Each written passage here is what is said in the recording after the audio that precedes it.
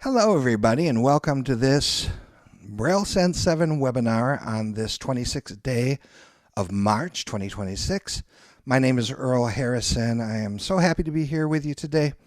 We have a lot of information to cover, but before we do, I want to go ahead and introduce you to our panelists. Besides myself, we've got we've got Jenny Axler, who is with our international sales team. Randy Ahn, who is the North American CEO of Selvis BLV, and Kayla O'Connor, who is our marketing and education coordinator. Before we get started, I'd like to just go ahead and take care of a little housekeeping. We will open things up for question and answer following the presentation.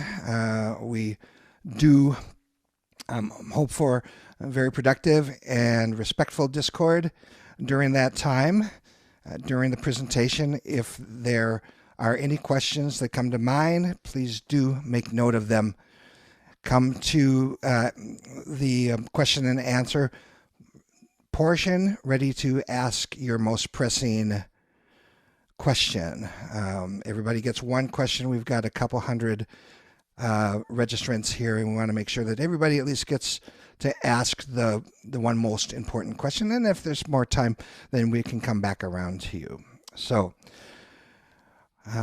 what am I leaving out? I think that's pretty much it.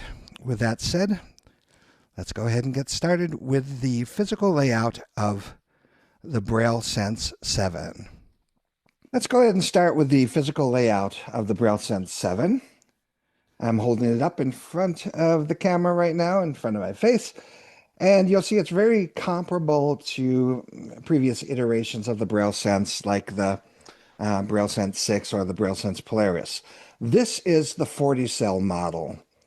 It comes in 40, 32, and 20-cell models.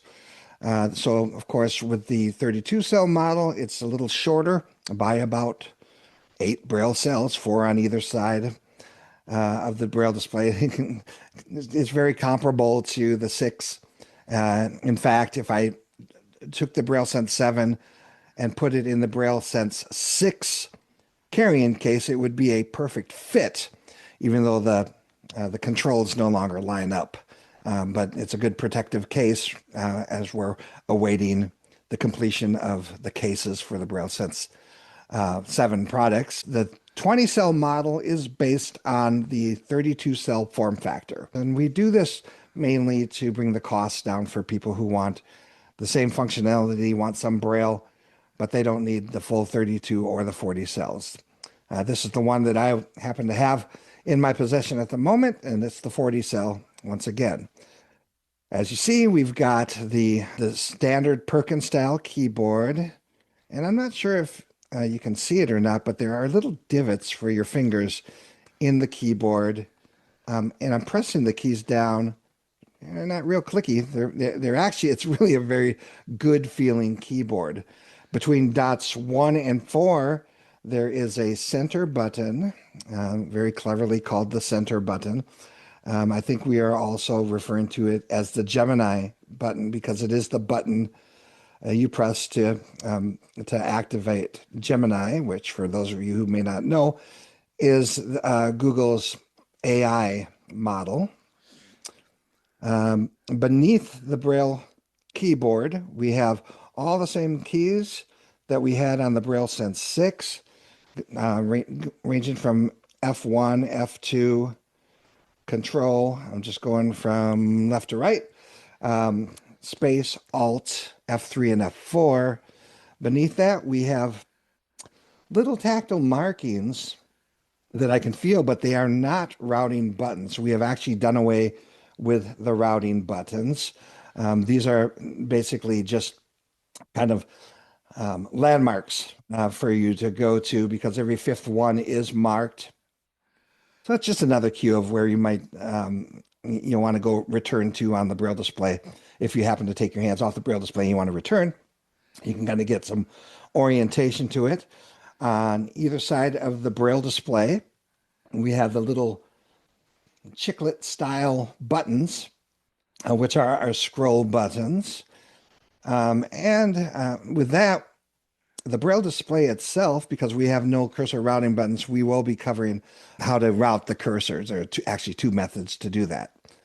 But continuing on with the physical layout, this does have very good stereo speakers. I actually think they're better than the BrailleSense 6, and I thought the BrailleSense 6 was impressive, but the speaker sounds really good. Up here where my left finger is in the upper right corner, as the BrailleSense 7 is facing away from me, is the power button. Okay, I did just turn it on, and up came the Braille display, and I heard the sound of my device connecting to my Wi-Fi. Continuing on. To activate. Yeah. I've got this device password protected, and it's just prompted me for a password. Now, in the BrailleSense 6 and the Polaris, before that, we had little mechanical switches. We had two of them. One on the far left was the lock switch, and the one to the right of that actually selected the mode for multimedia, DAISY, or applications. We've done away with the mechanical switches.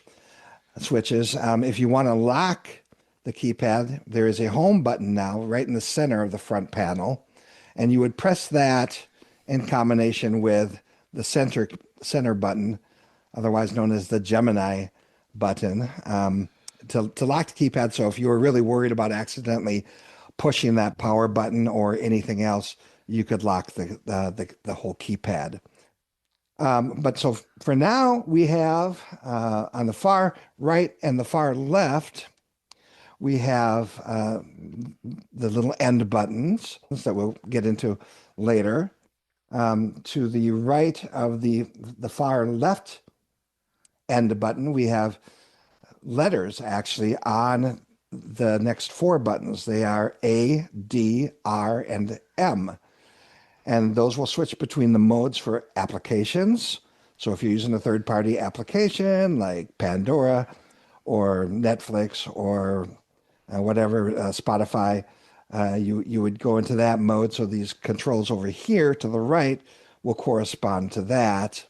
So yes, these modes all correspond to the four buttons to the right of the labeled buttons. So we've got applications, DAISY mode, record mode, and media mode. On the main volume D. So there's a wheel on the side that I'm pressing. It's adjusting the volume. Actually, I'm turning the volume. Volume 14. Main volume 12. And that button is actually, it's a wheel. It's not a button, unless you press it like a button, in which case then it switches between main volume, voice volume, voice rate, voice pitch, and voice pitch. So again, I turn the wheel to adjust the value. Voice pitch 34. And we hear a little beep when it hits the default value. I'm going to press it one more time. Voice volume 35. And I hear voice volume. If I press and hold this button, quick scroll mode. Now it becomes quick scroll mode. So now I can actually navigate the user interface and some menus with the use of the wheel, which is really a nice thing for some people who might have use of one hand, or perhaps they have some fine motor coordination issues, in which case this would be helpful. But by default, voice control mode. It's voice control mode. Okay, so that is in lieu of the physical buttons that we used to have. Let's see, what else do we got here? We do have a, yeah. I have to reacquaint myself with it because remember, this is new for me too. Okay, so we have a, looks like a 3.5 millimeter jack on the right side, which is supposed to be a 4-pole jack, so it's supposed to support both input and output of the audio source. We also have a SD micro slot The device actually comes with 256 gig of internal memory, which is a lot of memory. But if you wanted to slap a 1 terabyte or maybe even a 2 terabyte SD microcard in there, you certainly have that option to expand the memory. On the back, we have two things. We actually have an HDMI port. So, if you want to connect and get immediate access visually to the BrailleSense 7, you can connect to a monitor or a smart TV, which actually I have a really, really cheap smart TV that I use all the time, a Fire TV that I bought on Prime Day. I'm able to plug that in and switch to input 2. I was actually able to tell the A lady over there on the counter to switch to input 2 using the remote, and voila, I get an image of my BrailleSense 7. To the far right, I have a USB-A host port. On the left side, we have two USB-C ports, and in between them, we have yet another USB-A port. And I don't think I covered this earlier, but we do have on the bottom of the device a user replaceable battery. You're going to get probably about anywhere somewhere between 18 and 20 hours per charge with the user replaceable battery. And so, of course, all batteries eventually die. When you notice you're not getting as much of a battery that you used to get, then you can call up and say, hey, I want to buy another battery. And now you'll have a backup battery for it for when it runs out. But speaking of batteries, we do have another battery that I'm going to go ahead and grab here. This is we're calling it either an extended or a secondary battery. I don't think we've settled on the nomenclature just yet, but this actually snaps in to the back of the BrailleSense 7.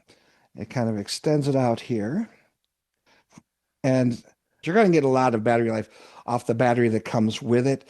This clicks into the back, and now you'll see that we have only the access to the HDMI port here on the left side, and now the USB port on the right side is occupied with the battery connection. However, of course, we still do have the one USB-A on the left side, along with the two USB-C ports. So I effectively have just given myself probably half, again, more battery than I have with just the single battery. And there is a method to this madness. Because we also now ship the BrailleSense with a QWERTY keyboard.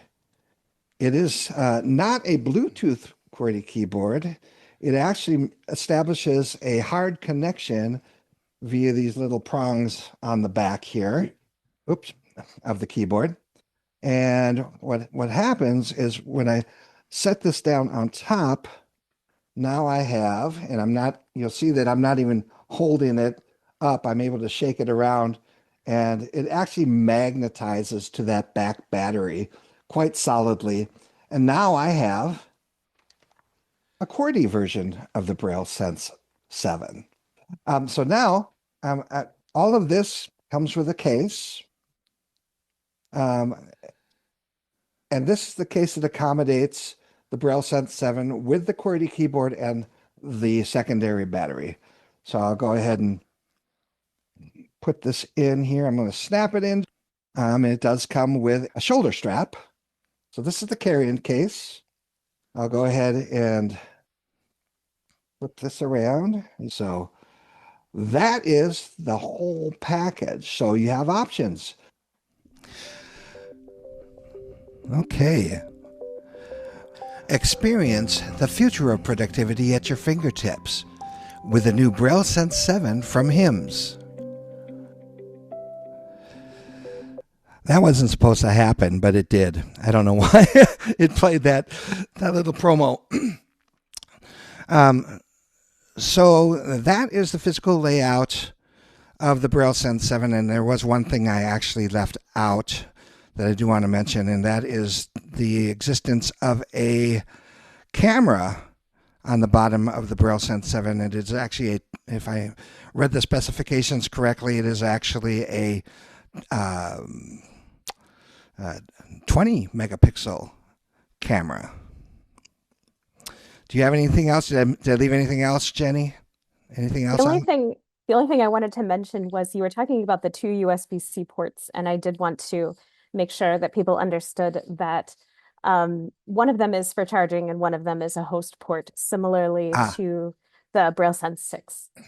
So the back one is for charging and the front one is a host port.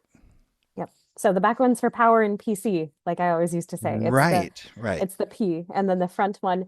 Now on this one though, video is hosted through the HDMI port on the back. Correct.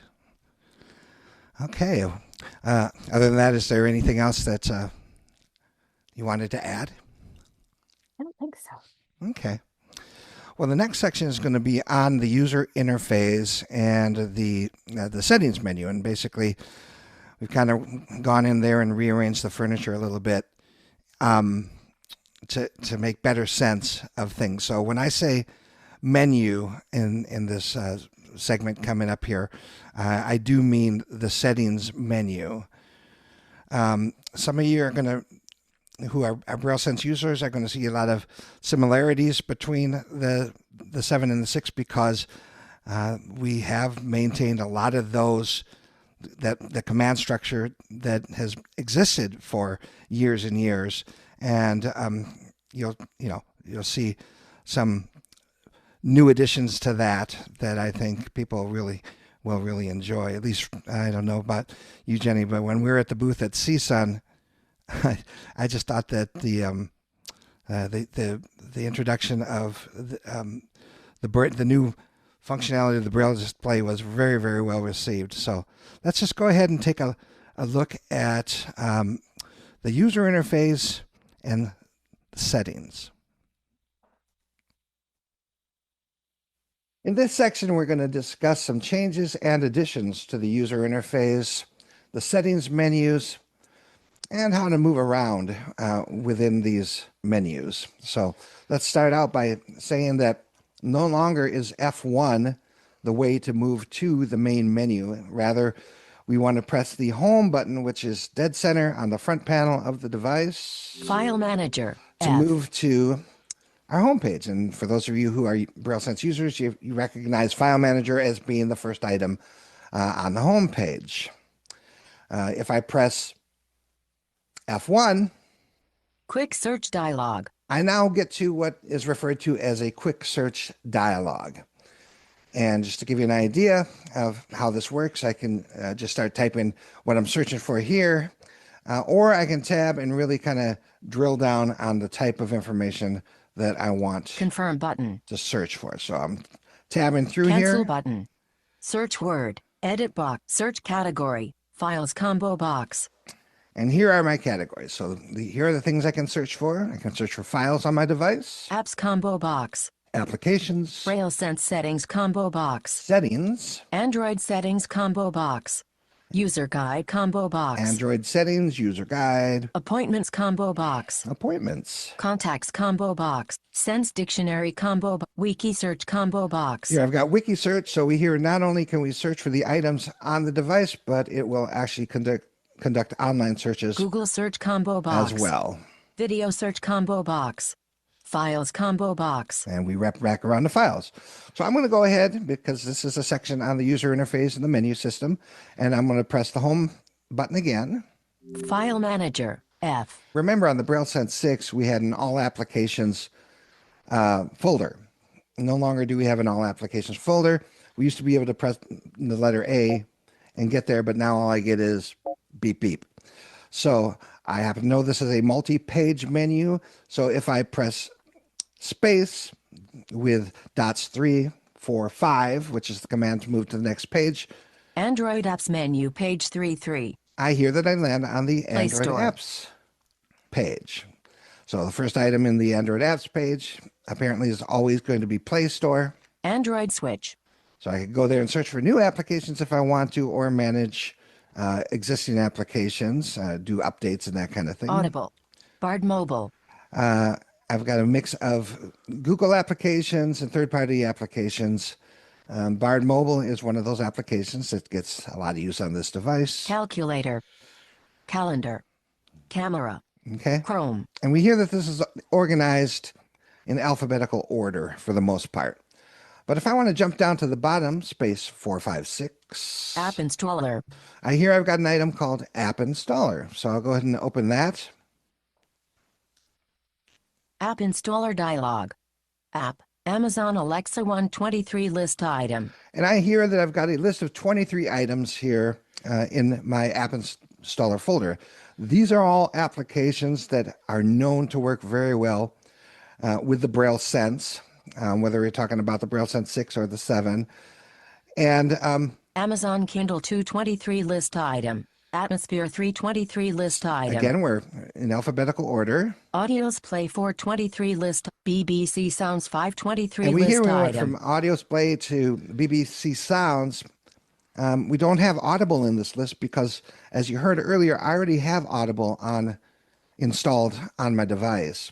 If you already have applications on your device, you won't see them in this list because what happens is that there is a comparison that is done between the FTP folder, where I am now browsing, and the BrailleSense 6 or 7, and it says, oh, well, you've already got that application, so you don't need it in the list here, unless there is a more current version of that application. Again, first letter navigation works throughout the entire system, so if I press the letter N, let's say I want Netflix on my Netflix 1623 device, list item. I just press N, and now installing it is really just a matter of pressing enter. And on the Braille display, I did press enter. Oh, okay, so it started. Progress. Progress 5 speed 1.2. Progress 10 speed 1. Progress 15. Progress. And I'm watching the numbers go too fast to read, so we'll just wait this out. Complete. App Installer.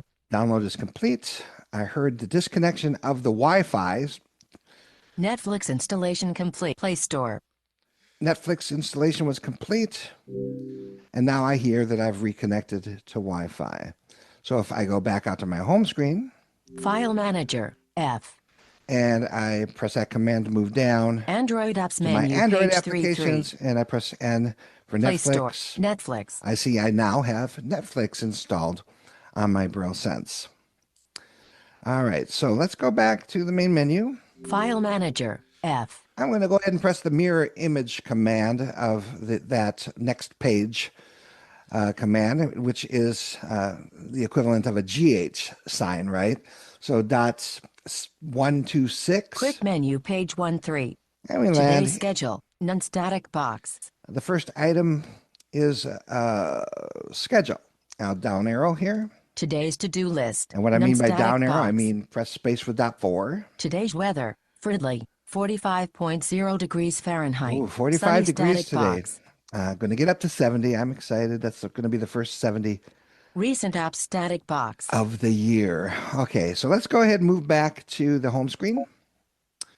Alrighty. Home menu, page 2-3. I heard a beep because File Manager. I F. pressed the wrong keys. And I'm going to go ahead and turn on gestures because in addition to being able to launch applications very quickly, either by going into the folders off of the main menu or by using the associated hotkeys, which Quick search dialog. still work. Oops, Video search combo box. I press enter accidentally. File Manager. Okay, F. I'm gonna go ahead and press F1 with the letter N just to show you how I can still launch the notepad Notepad. Top of document. very quickly, or the word processor, Black. Top of document. or say a Google search, Search term edit box. or maybe I want to go to my browser. So you can see Starting web browser V2. going to any of these applications is very quick. HTTPS. www.timsandell. These are all loading. HIMS applications.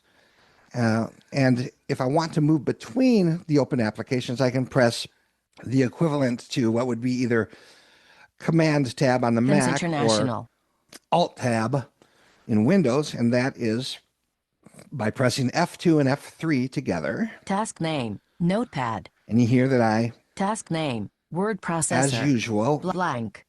go between the different applications that are Task open. name, Google search.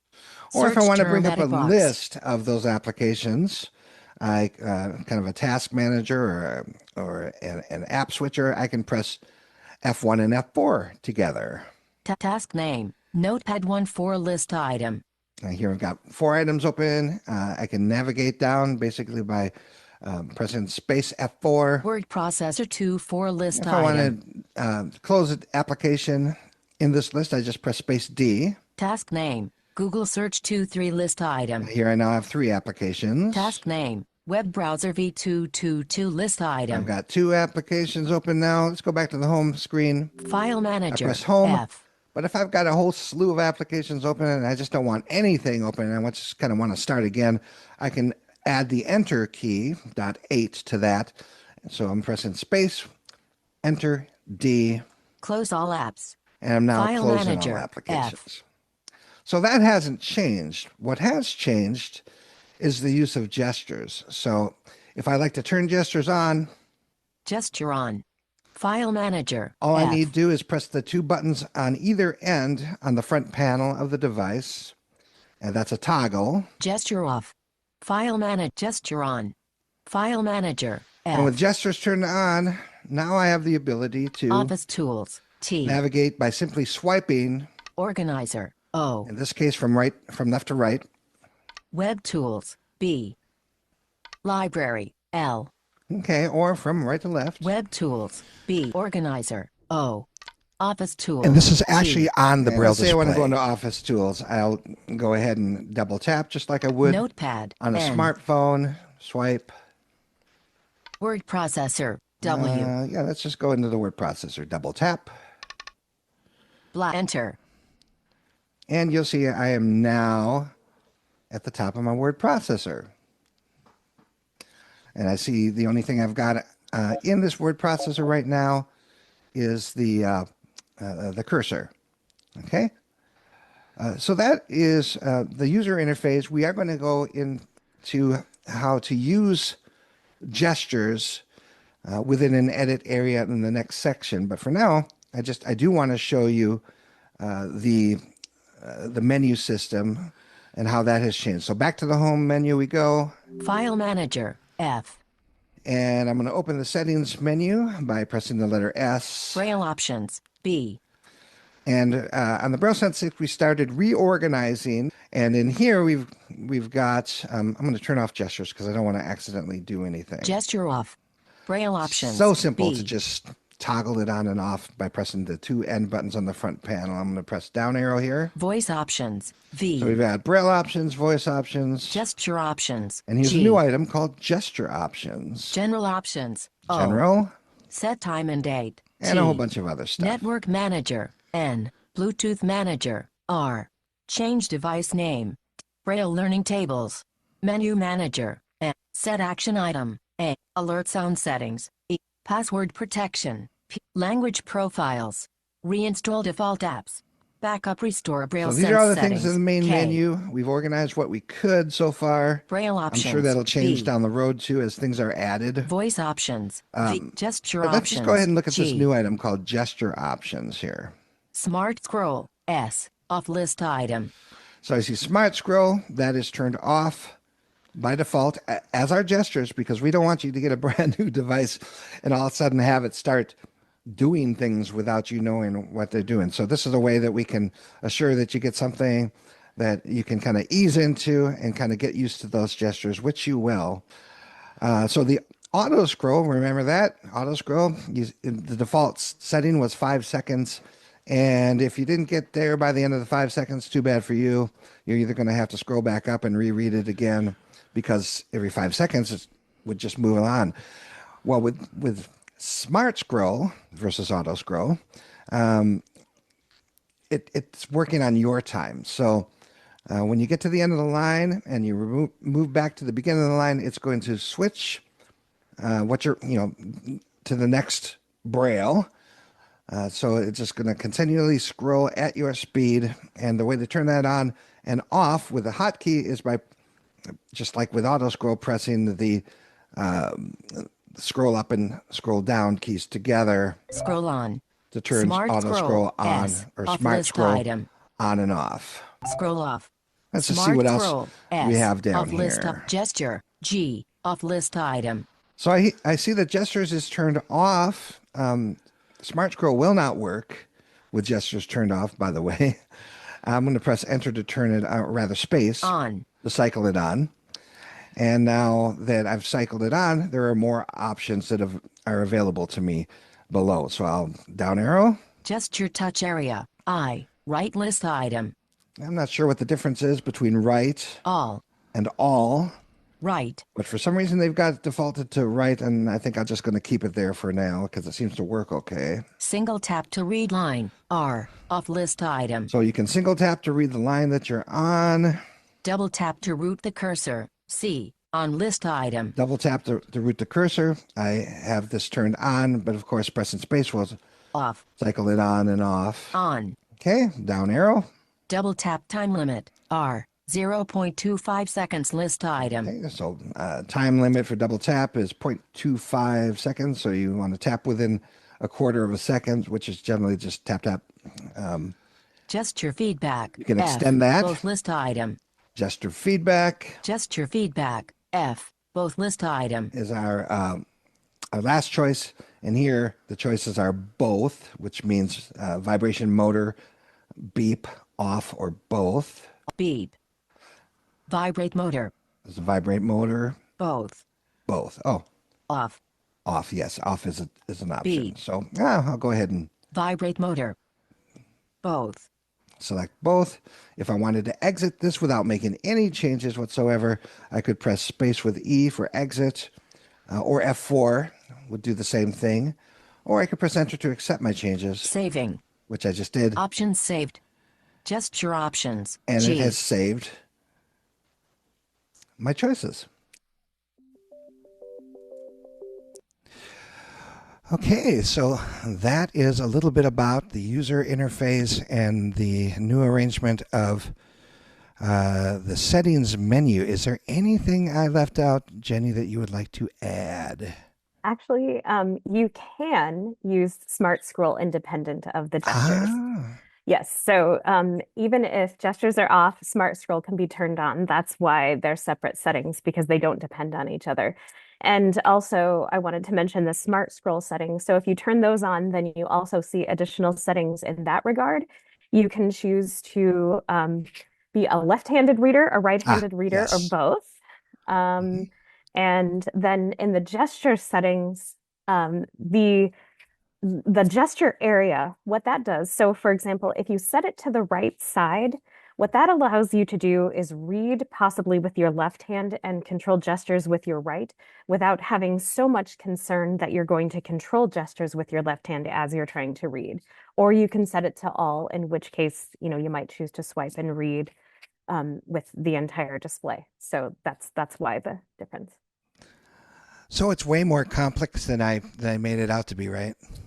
Well, No, yes it's a and getting no. used to. It's a getting It's- used to thing. It's more about really trying to allow it to adjust to your methods of doing things and what's most natural for your hand position, the way that you read, and all that. So yeah, it's slightly complex, but it's also so that you don't necessarily have to adjust your behavior as much that it will try to adjust to you. Exactly. Okay. Very good. Well put. Okay. So that is, a little bit about how to use gestures in the menus, in the user interface. This next section is going to talk about using gestures in an edit area. So let's go ahead and give that a listen. In the previous section, we took a look at the user interface and settings, how things have changed there.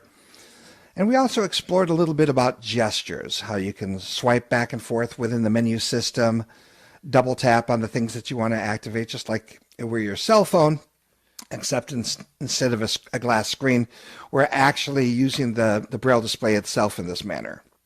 So I'm going to go ahead and continue this in this section by going into an edit area.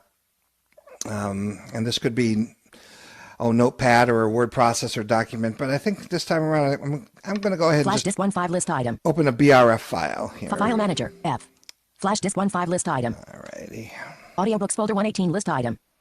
Bart Braille folder 218 list item. To Kill a Mockingbird folder 11 list item. 09237 Bops 14 list and item. in this Bard folder, I do have one book called To Kill a Mockingbird. 09237 P01 BRF2. Which I did notice is in the good old U.S. English Braille. It's just, how it was produced way back in the day. I didn't even think about that when I downloaded it, but same difference here. What I see is I'm going to go ahead and move up to the beginning of this paragraph, and I double tapped at the beginning of the line. I'm not sure if you can see it there or not. Probably in Sim Braille, the sighted folks can see that the cursor, which is made up of dots 7 and 8, did route under my fingertips when I double tapped. So I'm just going to go ahead and start reading.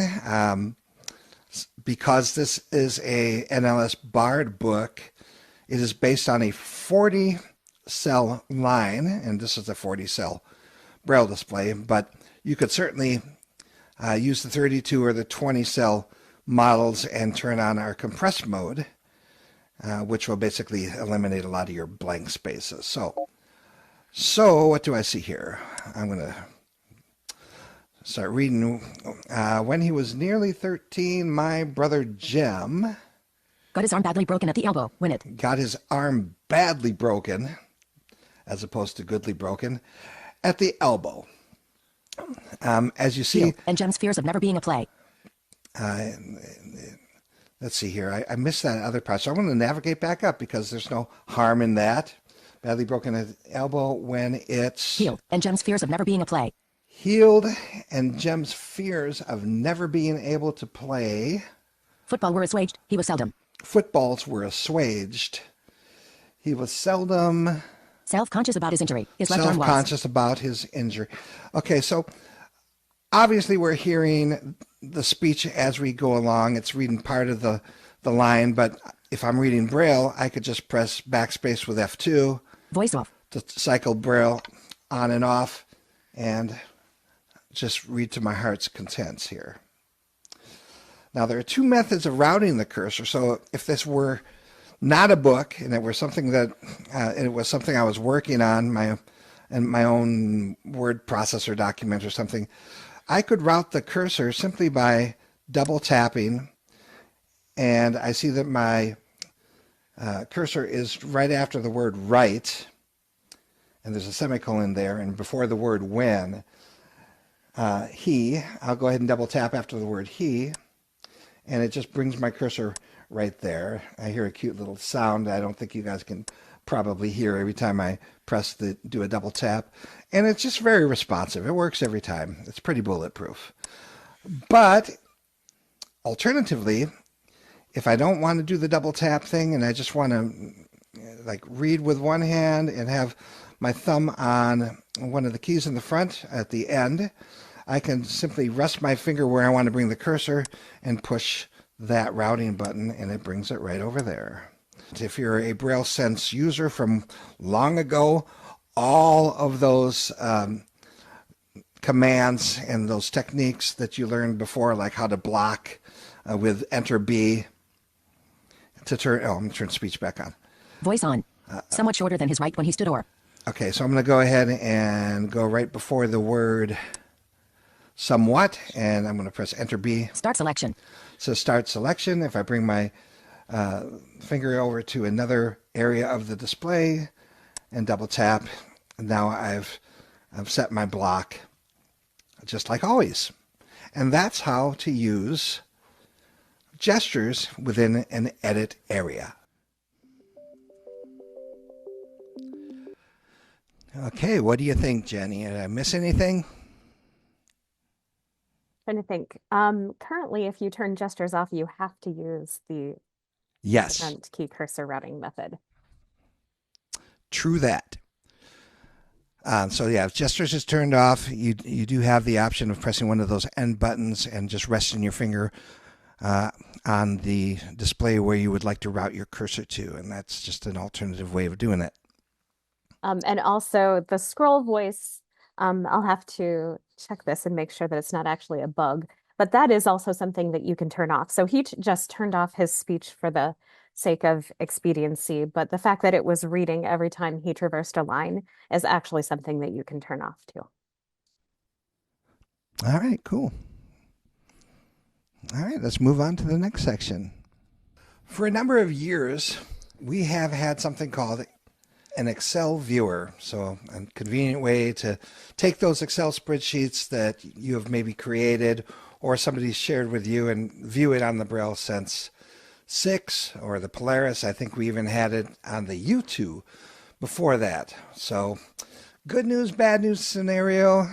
There is no longer the Excel viewer. So that's the bad news. The good news, it's now an editor. So not only can you view those spreadsheets that others share with you or that you create, but you can create them right on the BrailleSense 7 itself and complete with formulas. So let's go ahead and File Manager, F. we're going to find this under Office Tools. So I'll press T for Tools. Notepad, N. And I'll down arrow one time, space for dot 4. Word Processor, W. Excel, X. Second time I'll press Enter. Blank, A1, blank, A1. And I hear that I'm dropped into a blank document, a blank Excel workbook. So one thing before I move on, because what I think I'm going to do is I'm going to fill out a simple expense report just for the sake of demonstration here. But I do want to mention that I don't remember all the symbols. I started Braille late in life anyways, but then UEB came along and kind of threw me for a loop, and I haven't really gotten my head around it entirely. So now things like parentheses have changed since the good old US English Braille days and things like that. So now I can actually connect my USB keyboard,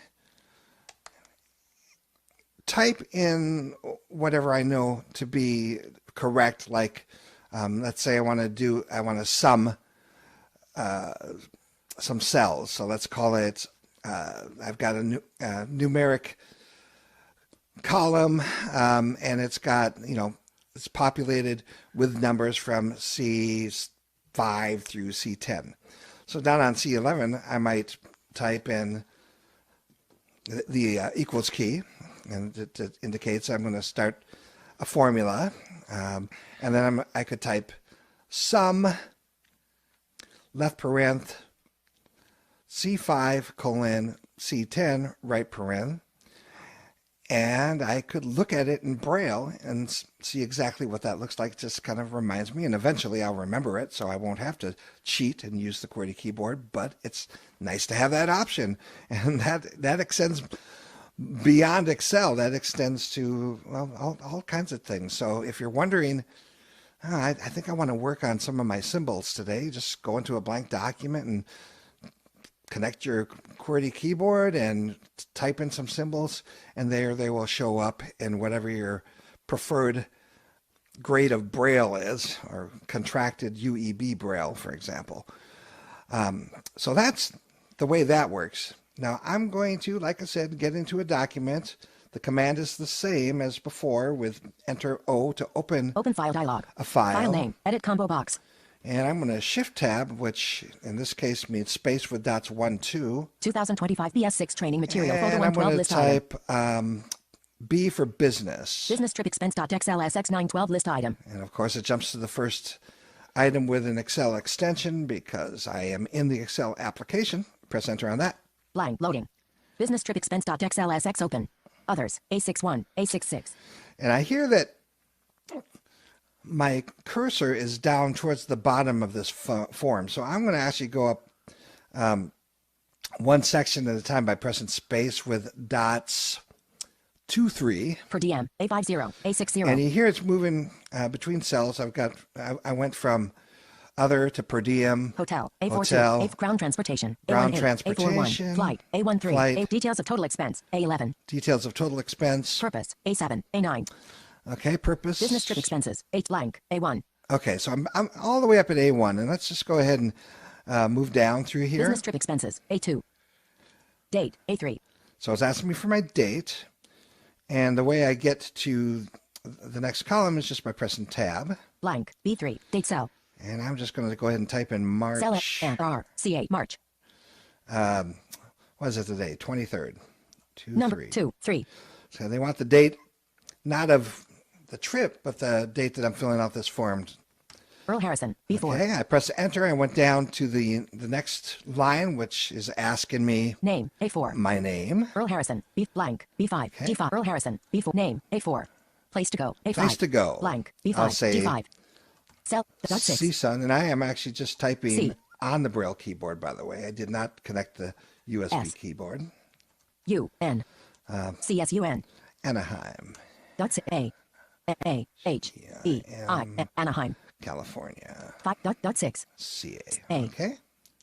place to go, A5, period, A6, Period. blank, B6, D, cell, M, March March, 10 number 10, dash 10 dash, March 13. number sign, M, R, C, March, number 3, 3, 3, blank, B7, D7, Okay. purpose, A7, A9, So the purpose blank, B7, D7, was to exhibit cell editing, EX, AI, BIT, exhibit, and present. PRESENT, purpose, A7, A9, Okay. Let's go ahead and on A9 here. Let's go to the next section. details of total expense, A11, So details of total expense. item, A12, And it's asking me for item. flight, A13, So I'm just A17, going across this row here. This is where I'm supposed to details of total expense, flight, A13, A17, item. ground transportation, A18, A4, flight, A13, A17, What does that say? Oh, flight.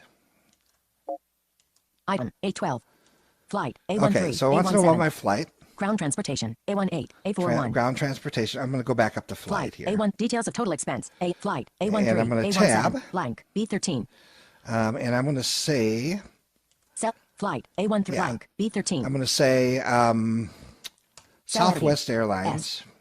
OUTAWES,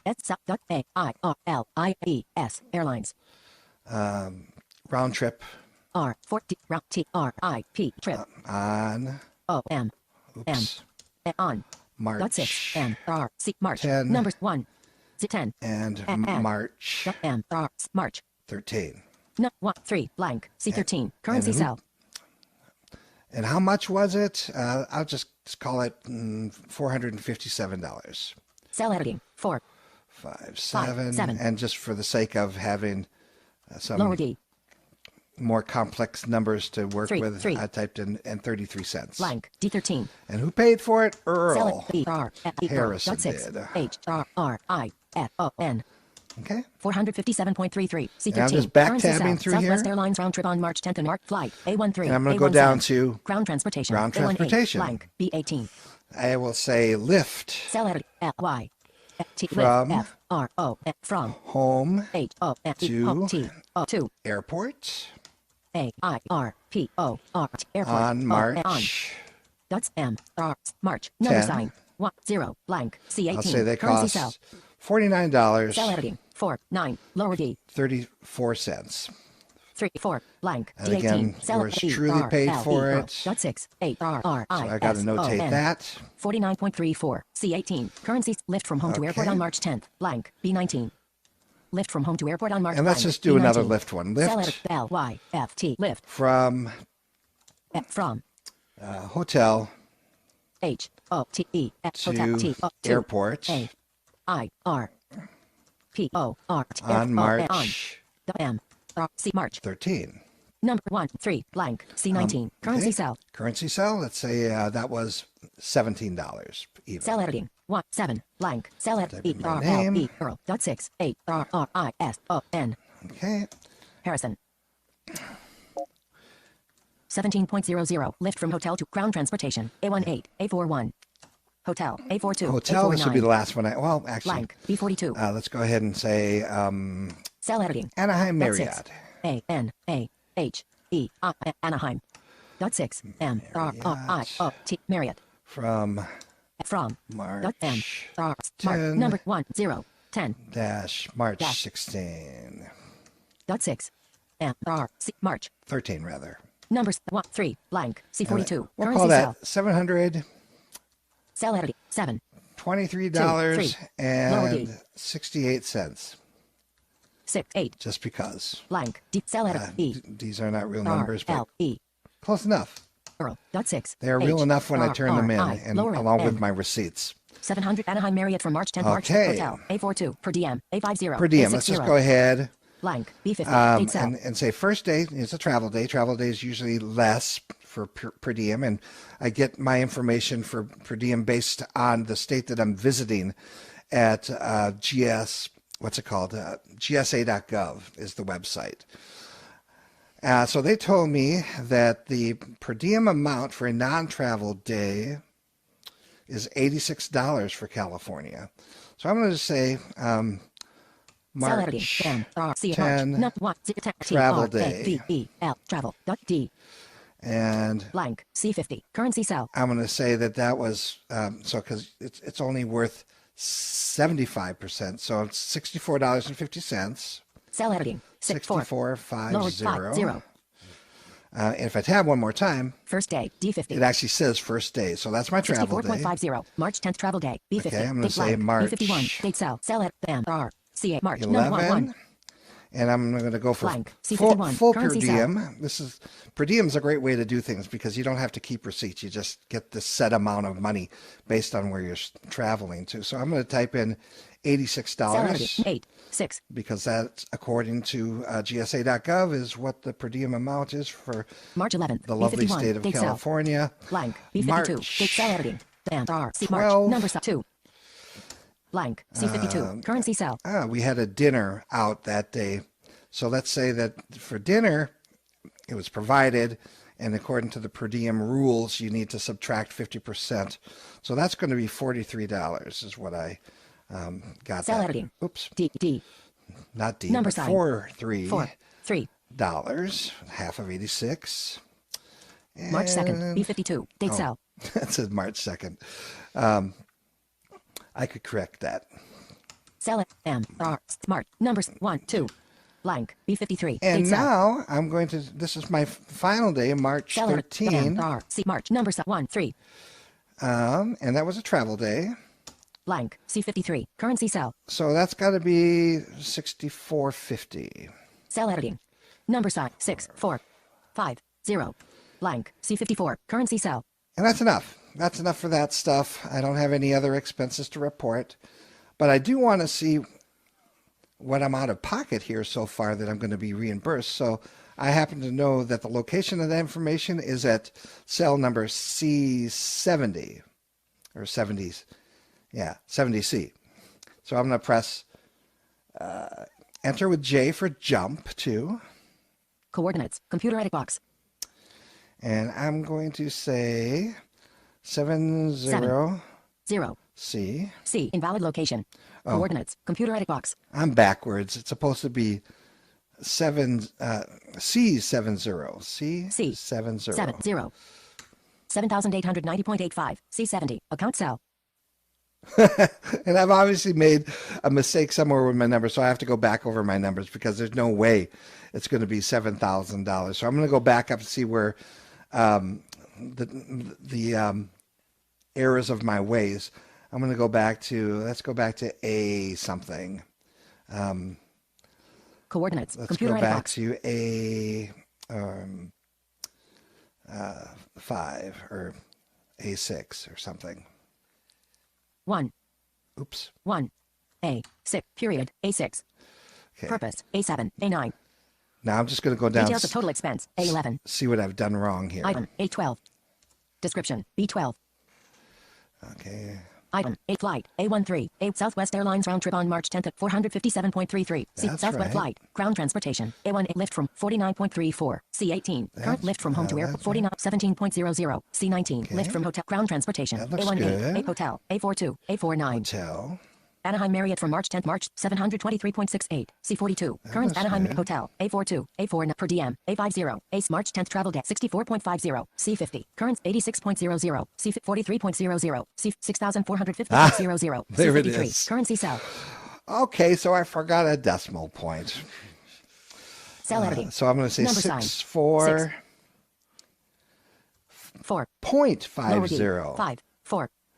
The boss would have been calling me about that. C54. That's for sure. 64.50. C53. So let's go ahead and jump Currency cell. again. Coordinates. Computer edit box. And I'm going to type in C70. 3. 3. I said C70. C. Fingers. 0. 1505.35. Oh, C70. That's so Account cell. much better. Anyways, that's how you can create and edit spreadsheets that either you create or others share with you. Well, Jenny, it took me a while, but I got through it. You did. I don't really have any comments, though. No? No. Okay. Maybe later. It's like, oh, wow, man, why did you go so long on that one? All right, moving right along. This one is kind of a fun one. Let's see how this goes. Okay, in this section, my voice sounds a little bit more ambient because I have disconnected the mixing console and I've disconnected the BrailleSense from the computer. Up to this point, I had been using screen share via a little utility. I've been sharing the screen of my BrailleSense 7 using a little utility called SCRCPY, or Scrappy is what we call it. It does a wonderful job of sharing the screen with my Windows computer. It's a great way to kind of get eyes on the scene when it is needed or requested. But the reason I'm doing it is because I'm going to show a new utility that we've incorporated into the BrailleSense 7 called NVDA Remote. And of course, BrailleSense 7 is based on Android. And so I've got the Android NVDA Remote installed. In fact, it comes already pre-installed on the BrailleSense 7 and is found under the Braille connectivity menu on off the main menu. So I'll go ahead and press the letter C to go to the Braille connectivity menu. Bluetooth serial port. B14 list item. Okay, so I've got Bluetooth serial port. USB port. U24 list item. USB port for those legacy USB connections. USB HUD Braille. H34 list The item. more current USB HID Braille connection protocol. And finally, NVDA Remote. NVDA 44 Remote. list item. So I'm going to press enter once to start NVDA Remote. Notice how quickly it connects after I press it the second time. I'm going to press it the second time because my key to access NVDA Remote is already inserted by default here because I've already connected to this computer. So I'll press enter Key. and enter again. Terminal mode static box. And I hear terminal mode, so it seems that Menu. I am already connected. Stop video. Alt+V. Audio settings drop down button. And I do hear that I am controlling my computer over the internet. So one use case that I really enjoyed was the ability to control my computer at home from my hotel room in Anaheim, California, while I was at the CSUN conference using this little QWERTY keyboard. I don't know all the key commands from the Braille keyboard, so I am going to go ahead and connect my keyboard. I hear that it's connected. Those sounds can all be turned off, by the way, if you don't want to hear them. It is a hard serial port connection, and now I actually do have QWERTY keyboard control of my computer from anywhere in the world. Menu. Same system. Select a microphone array. Same system. Speakers. Okay, so I'm going to go ahead Search box added blank. I press the Windows key, I hear search box, and if I start typing on the keyboard the word Outlook, Classic. because I use it so frequently, Windows knows that I want to use Outlook Classic, and I could launch it from here, but I'm not going to because I'm afraid that something proprietary is going to show up in my inbox and that I might not want to share with the world. But let's go ahead and do some, basic commands. I'll do a Windows D. Move to the desktop, and the last thing that I showed is Scrappy, SCRCPY, which is the utility I mentioned earlier that I use to share the screen of my Braille tablet. And of course, I can navigate my desktop. Reaper, X64. I hear Reaper, I'm just pressing the letter R. Recycled bin 1 of 21. Recycling bin. Reaper, X64. 18 of 21. Well, that's an interesting use case. If I wanted to record somebody using Reaper at my house remotely, huh? I just thought of that in my devious little mind. I would never do that, of course. But I guess I could because my computer is over there and I could be anywhere in the world and control my computer and do anything that I want to. And my preference for email is Outlook Classic, even though it's not a problem to respond in the email client of the BrailleSense 7. That works fantastic, but it is nice to have those options.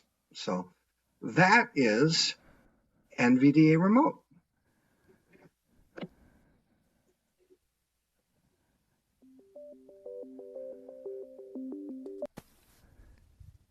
It serves as a nice little transition In a couple sound. of our previous sections, we have... Say that again? So it serves as a nice little transition sound, a little.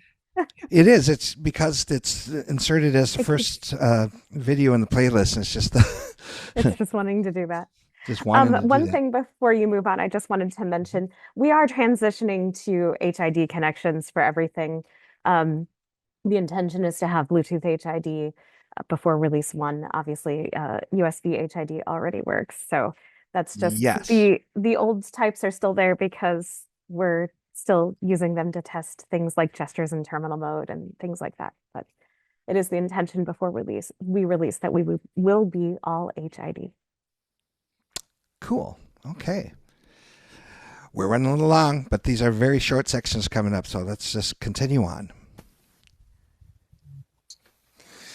In a couple of our previous sections, we have made mention of that little button between dots 1 and dot 4 on our Perkins style keyboard that we're referring to as either the center button or the Gemini button. And the reason it's called the Gemini button is this, because as soon as you press it, you are landed into a place where you can type in your AI prompt. But before we do that, let's just go ahead and talk about AI. I mean, in the BrailleSense 6, we introduced the BrailleSense ChatGPT, which uses OpenAI as the platform. And in order to work with that, you needed to register an AI API key, which really was a little bit like playing a video game for some of us. We discovered that if we generate the API key on our computers and then copy it into a Notepad document onto our BrailleSense and then use computer Braille to copy and paste it, it does work. That still is an option, but with Gemini, you don't need to do anything. It just works. So, but we understand that there are some environments that might consider any AI system as not acceptable for either a job or educational purposes, what have you. So rest assured there is a way to remove it. I'm going to go ahead from my main menu. I'm going to press space with dots 3, 4, 5 to go to the Android page. Android apps menu, page 3. And Play Store. I'll just go ahead and actually go to the end of this page App installer. with space 4, 5, 6 and up one item, App manager. which is our app manager. I'm just going to go and turn this up a little bit here. That's maxed, actually. Voice volume 40. Okay. So I'm going to go into the App Manager.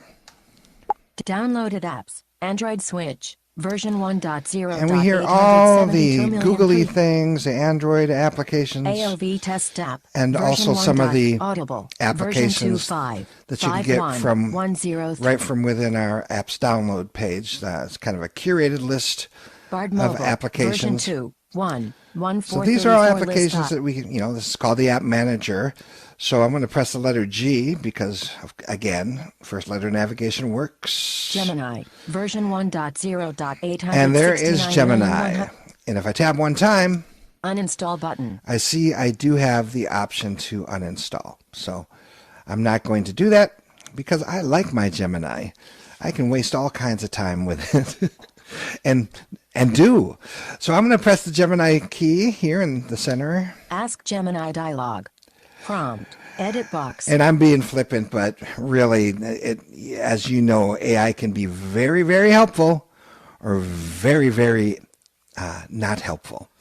So I land immediately in the prompt area, and I see my cursor there. I'm going to go ahead and type in a question. Let's get a joke here.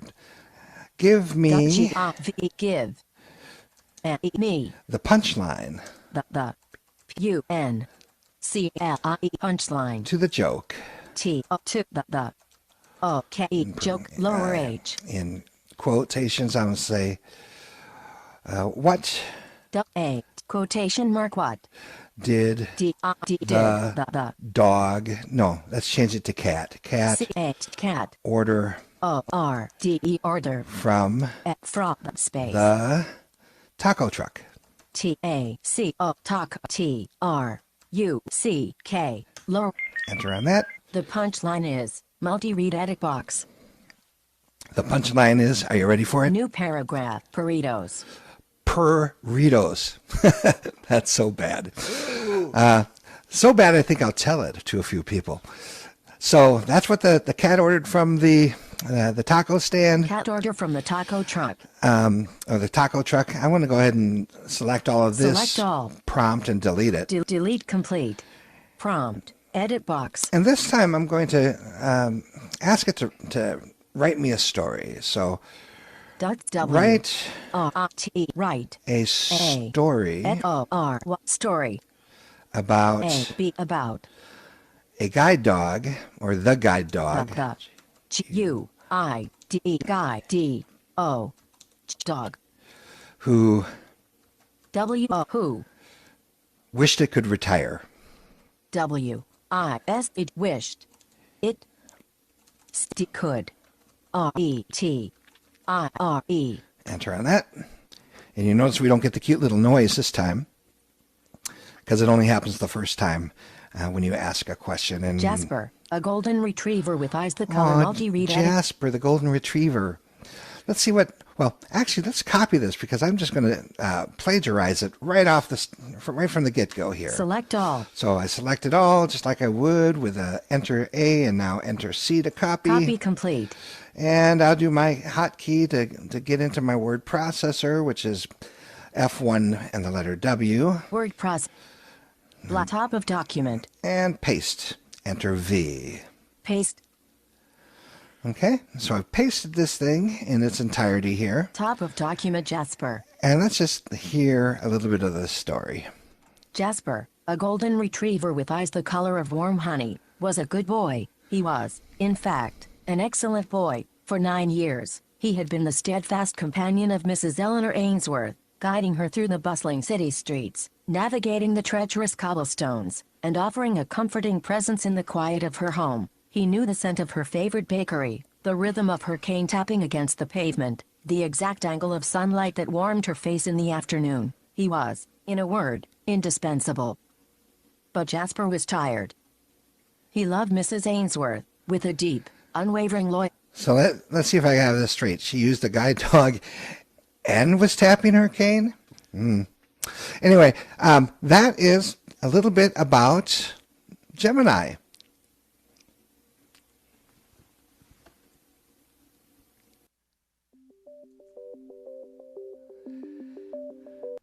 Well, what do you think, Jenny? What do you think about Jasper's plight?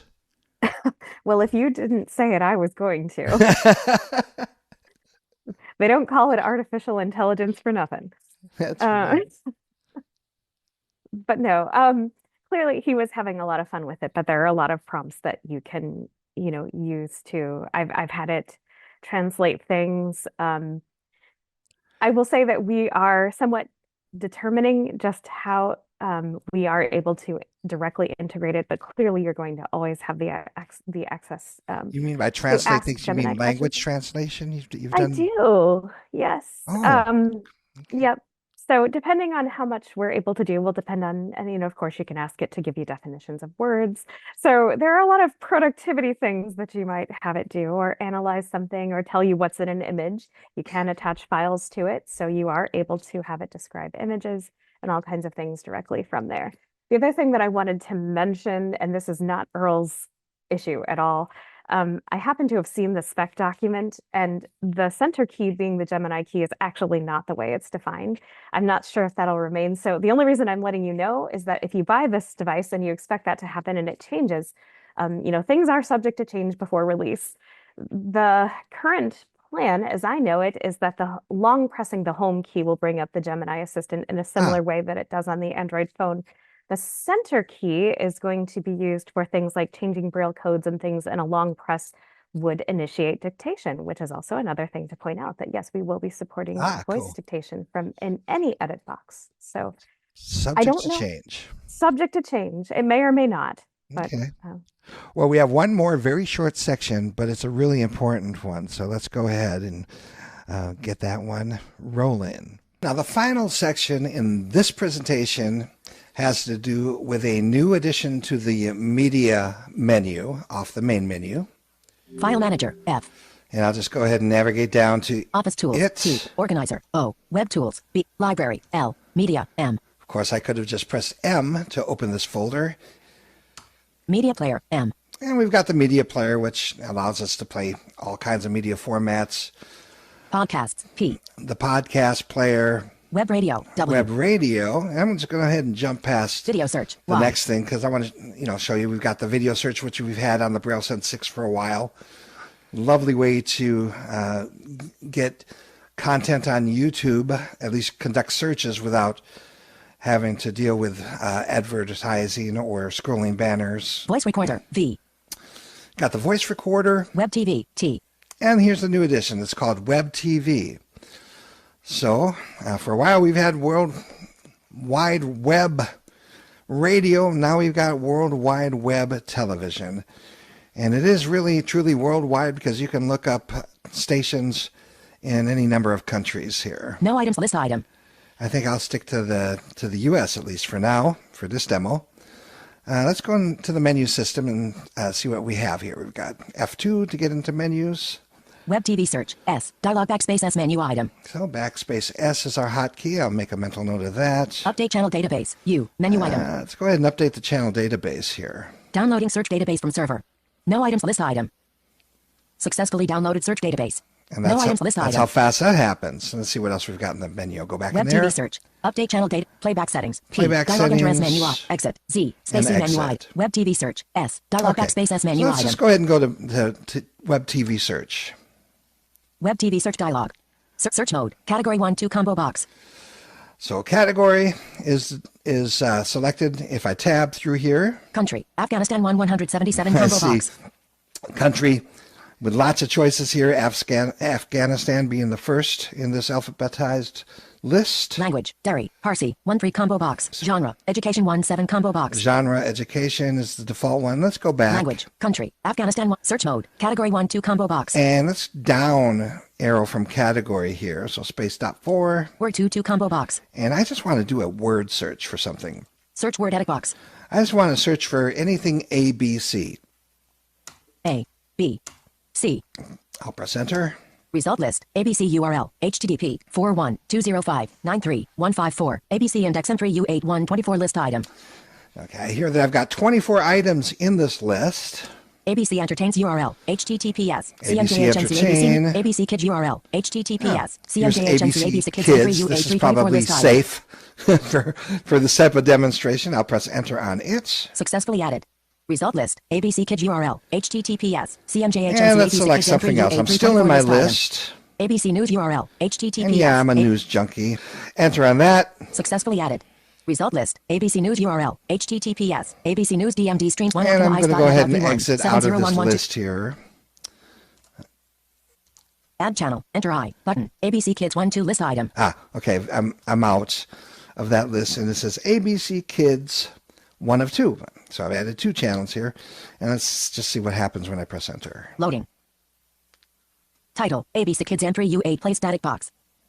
Add channel, enter I, button. Cocoa with extra marshmallows. Shall I make you one? And a sprinkle of cinnamon?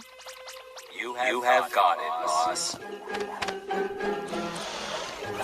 It's got some weird doubling effect. That is not feedback from my display. Okay.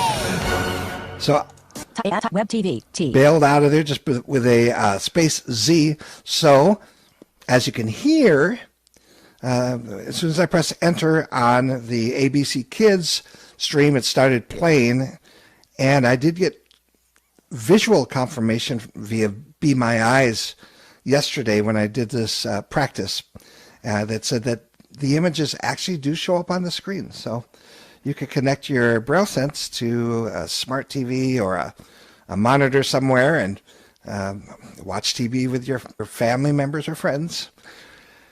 Okay, that's it.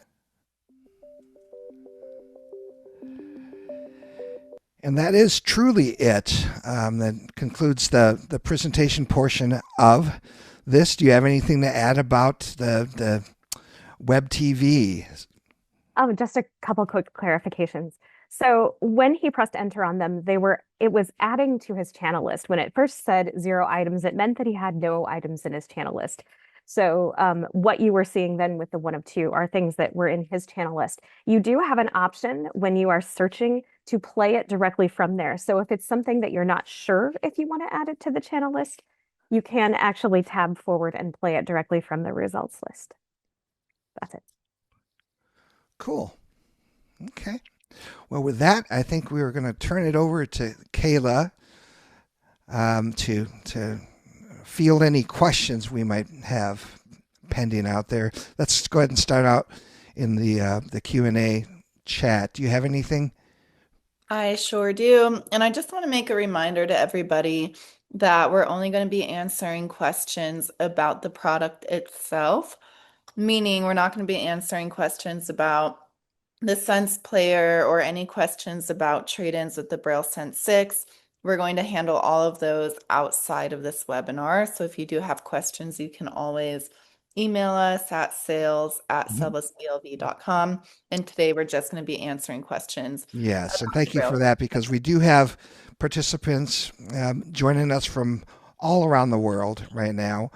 If you live in North America, US, or Canada, you can go to the selvusblv.com website and see what we've got going on for pre-order here in the United States. We would encourage you, those of you in other parts of the world, to touch base with your local distributor to see what they might have going on. All right. So the first question that I can just answer straight up is going to be, will the 20-cell version come with the stereo speakers? The answer is yes. The next question is from Beth. Are you familiar with the Sero Android app? Among other things, it has email client with folder use and ability to do text and audio email. Can the 7 do text and audio Sero email and the other Sero app features? Thanks for a great presentation about this exciting new product. In general, Sero does work. It works on the BrailleSense 6 and Sense player as well. I don't do audio emails, so I haven't tested that particular function, but the app itself is generally accessible and workable. Okay, thank you, Jenny.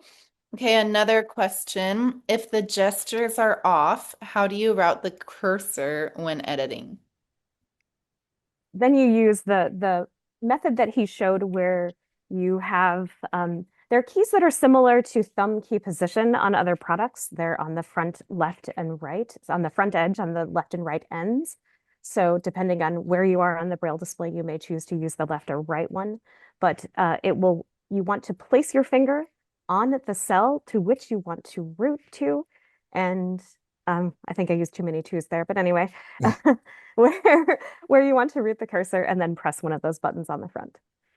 Okay. Thank you, Matthew. I believe that answers your question as well. All right, next one. In Ask Gemini mode, can I choose which model it uses if I have a pro subscription? I'm thinking that if you're signed into Google, you will automatically have everything that's available to your account. Okay. I am seeing a couple questions on here about trade-ins. Like I said, we're going to be only answering questions about the product. There are trade-ins for the BrailleSense 7, but if you're interested about that, you are welcome to give us a call or email us. And we also have the trade-in list on our website under the same trade-in pull-down menu as it's been. Okay, so in Media Player, will there be any updates to easily move around tracks or edit recordings? We don't have an audio editor. I'm not certain what you mean about moving by tracks. We currently have several options for doing that and several ways to do it. So you may have to email us specifically what you mean about that. But as Well, far as, yeah, I did notice that when I was in a list of files, I was able to swipe right and left and then double tap on the one I wanted to play. I don't know if you're in a. I have not experimented much with being able to move around within a track. So I have enjoyed the ability to press one of the physical cursor routing buttons during the playback of a track and have, being brought to that location. I'm not sure if that exists with the touch sensors as of yet. If it doesn't, well, we'll be rallying for it. Okay. Then will the unit have a regular SD card slot or is a micro SD card slot the only one? I believe it's a micro SD is the only one, correct? True. yes. Yep. Cool. Kayla knows something. Okay. She knows a lot more than it, just because she's one of those sideys, We try not to hold it against her. That's definitely a sidey. Okay. I was looking at the website for the BrailleSense 7 and I noticed there's a PMA now. Does that mean updates will be paid? Updates are always free. Okay. Yeah, updates are always free. This is the only pricing question we'll answer. The PMA stands for Product Maintenance Agreement.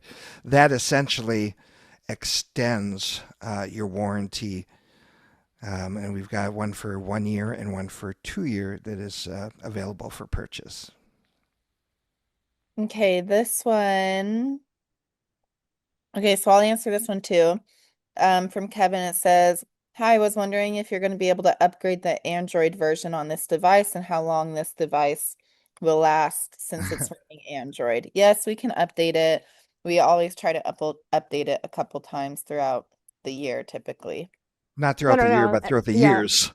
No, that's a different Sure. question. So yes, we will provide upgrades a couple times throughout the year, but as far as upgrading the OS, they promise us that we will do it at least one time. We don't know when that's going to happen or what Android OS it's going to update to, but we are So told that we will receive an upgrade. Yes. currently, we're on Android version 15 because you got to start somewhere, and we are aware that they're about to release 17. But really, consider the functionality and the things it already does and the Braille first applications.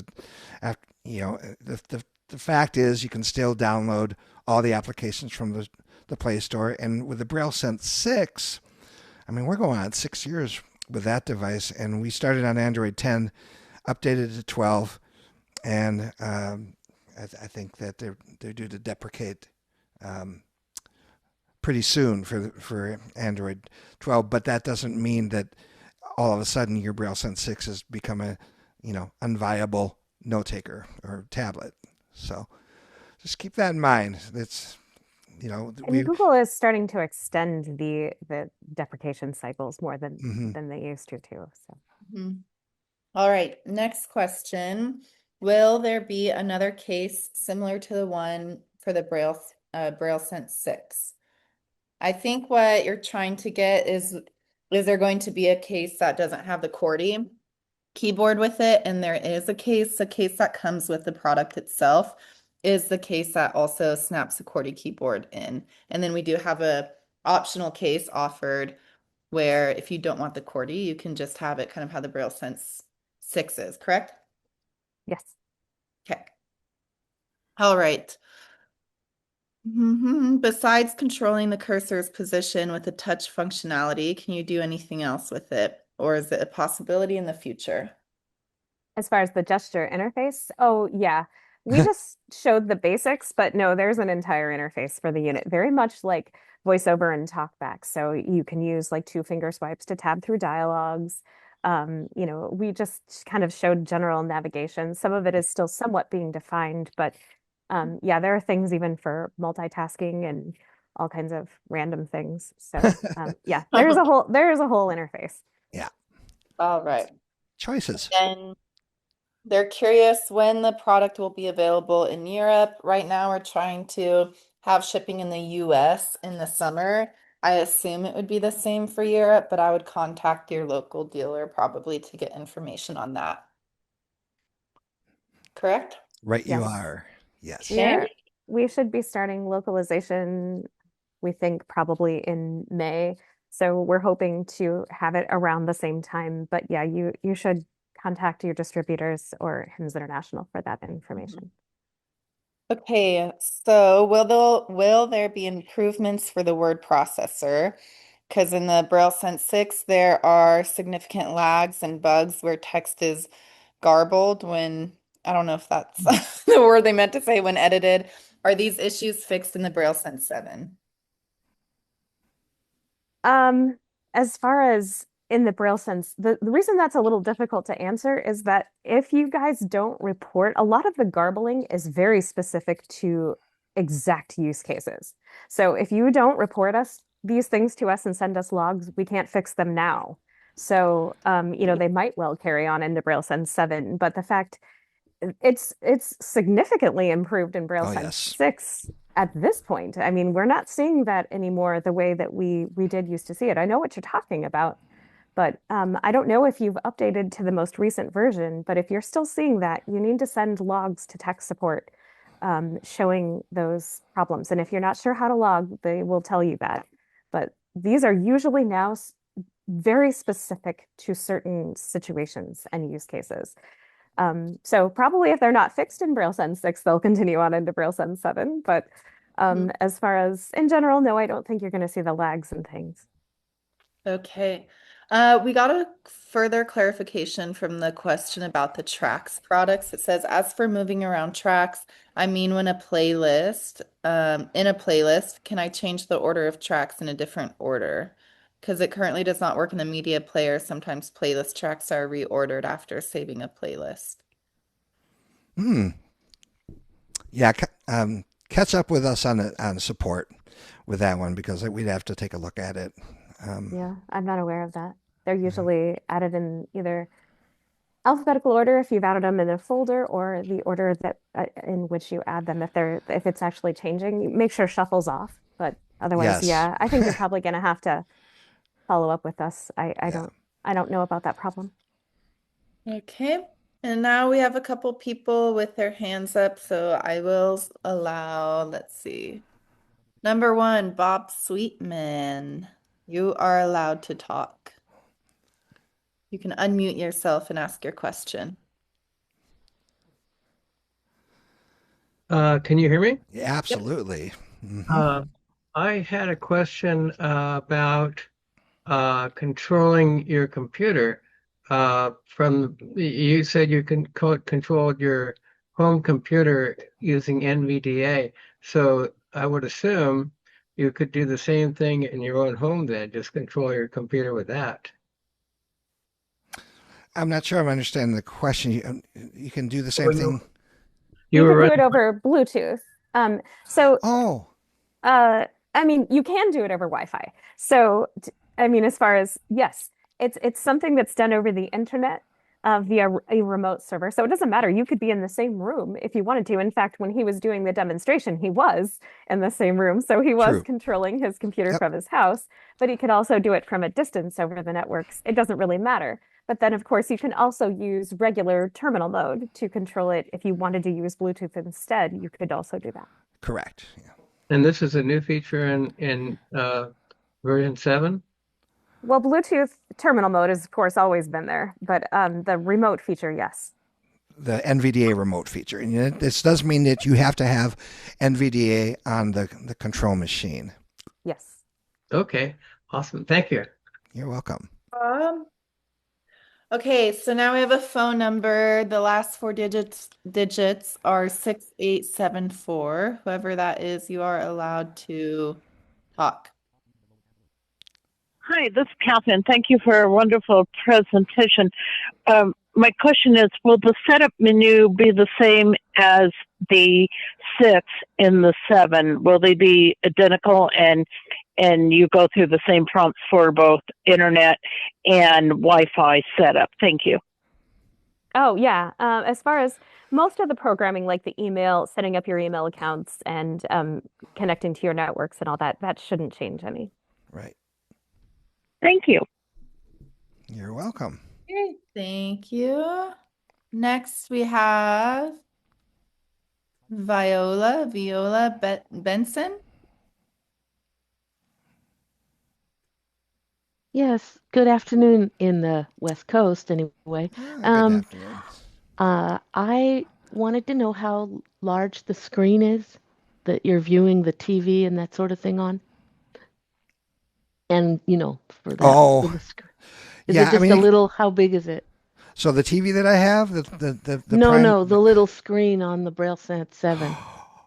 Oh, no, Oh, no, no. That the LCD is, you probably don't want to watch a video on that. no. I'm not even, Yeah, I I'm didn't actually, think so. Okay. I'm actually not even sure if it will come up on the internal LCD because that generally shows you what you're seeing on the Braille display. So Correct. that is more for Oh, a okay. teacher or something. It's very skinny. It's just a very skinny line at the top that's going to show generally Okay, what's so on the you'll Braille want to display. connect your TV or your Yes, monitor or something to right. it. Okay, Exactly. thank you. Great, thank you. Okay, now we have Bryant Walker. Can you guys hear me? We can. Okay, thank you for this presentation. I've been a fan of the BrailleSense since the classic, so I'm really excited Awesome.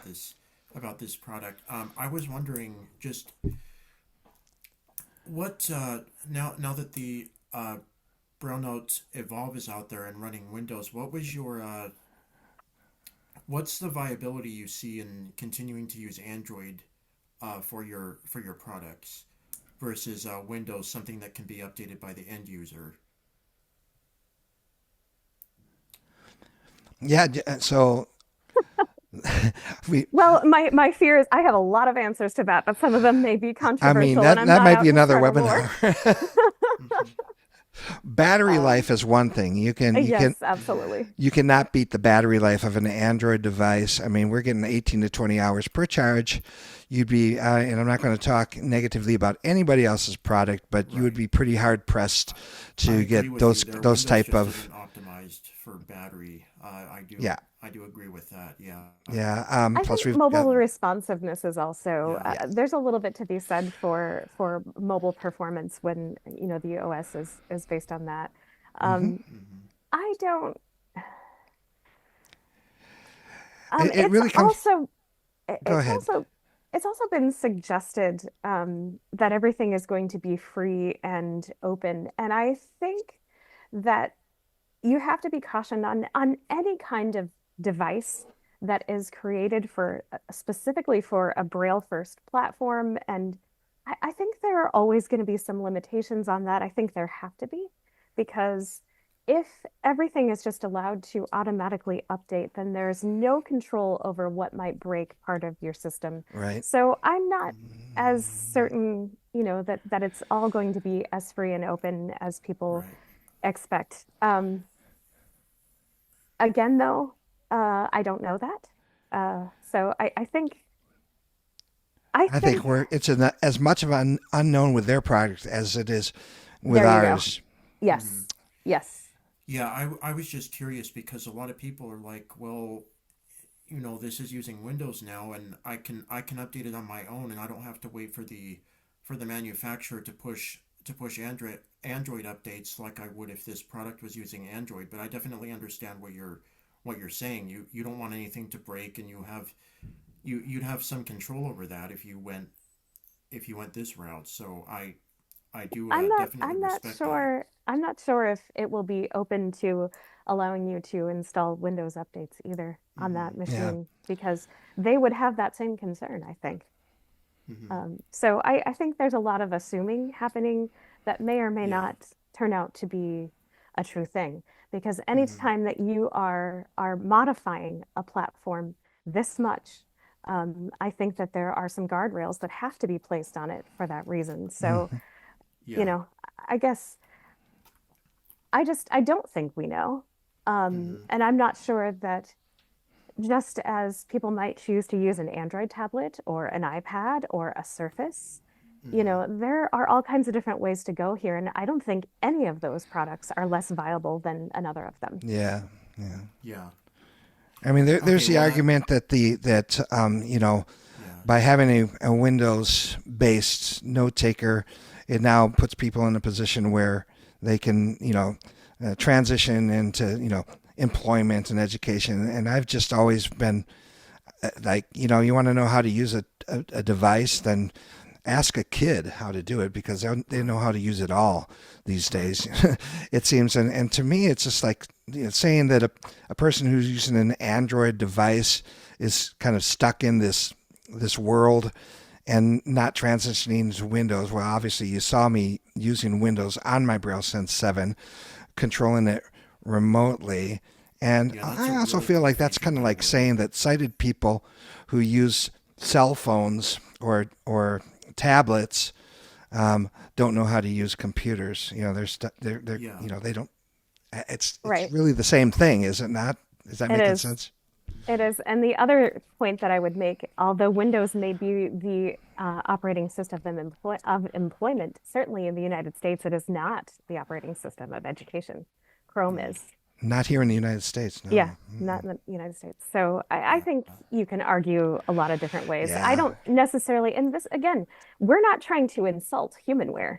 I think humanware is just as viable. It's just another option, just as you can choose to use, a Surface Go or an iPad. It's just another choice. Yeah. All right. Thank you. That answers my question.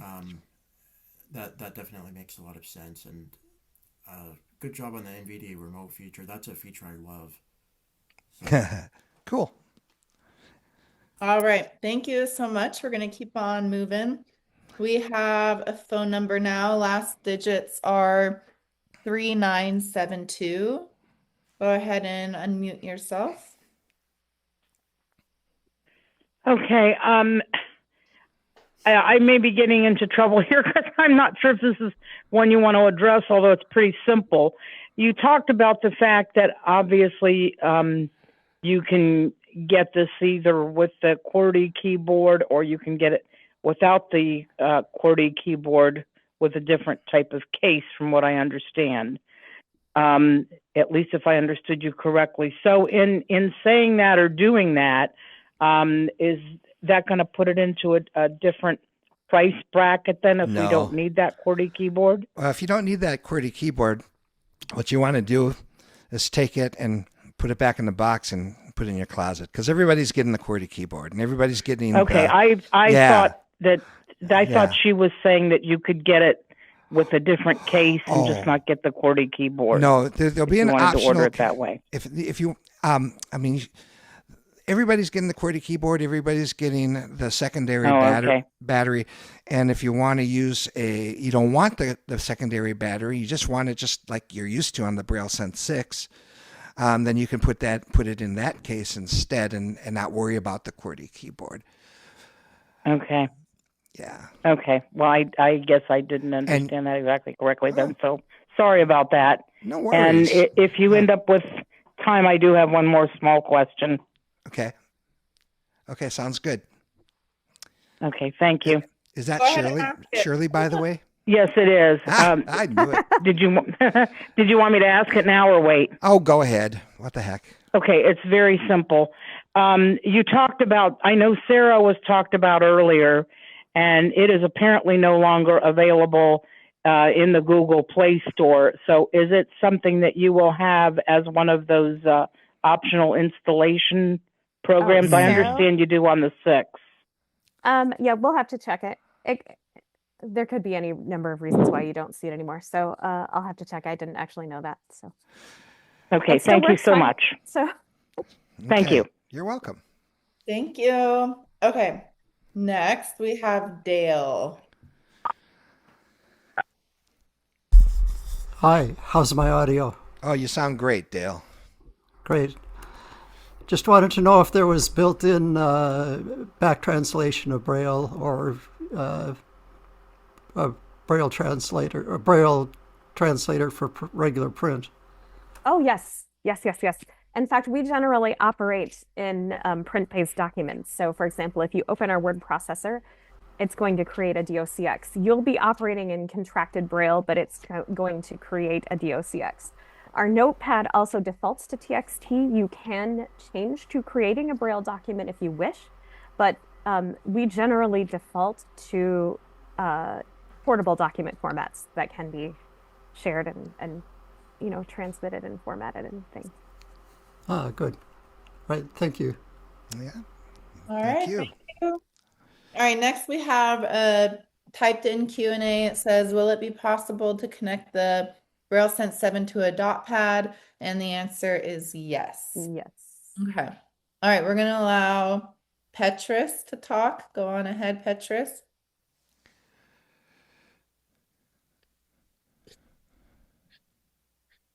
Petrus, are you there? Yes, sorry. So, is there a way I can get the user manual ahead of time? 'Cause I can't find it on the website. No, Because we're still I'm working not on it. sure. I really don't know why people ask that. Rarely have I ever seen a user manual for a product before it's released, at least not much before it's released. So no, we are It's- not going to release the user guide Yeah. until the product is ready. This book is still being written, Petrus, so Yes. sorry about that. And things are kind of still a bit of a moving target, so Yes, and you're not the only one to ask that question, but I've always kind of been curious why people think that would be ready before the product would be. But we're several months out from shipping still, so yeah, we're not done with that yet. Mm. I always think if we hired Petrus, all of our work would be done 3 times faster. He knows what he's talking about. Okay. Thank you, Petrus. You're Let welcome. me, okay. Moving on to the next. We have Elspeth Pierce. Go ahead and ask your question.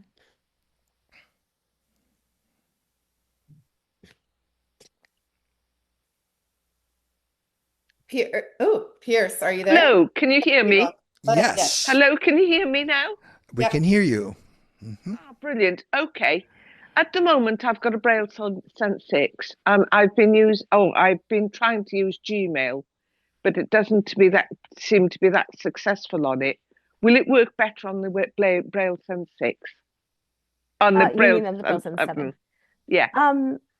So I'm not sure what you mean. If you're talking about the Android app, you might need to, I would probably contact tech support and see how you can improve that situation, because it's a little more clunky, but that's going to be the nature of Android apps in general.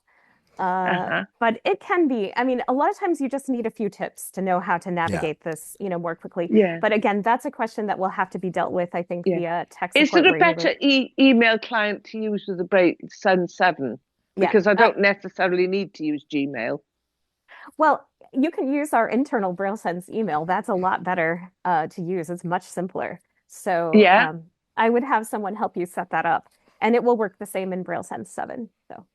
Oh, will it? So so ask them to help me to set up on the internal BrailleSense. Yes. Rather than Gmail. Yeah. That would be my suggestion. Fantastic. Thank you very much indeed. Thank you. You're welcome. Thank you. Bye-bye. Thank you. Bye-bye. Bye.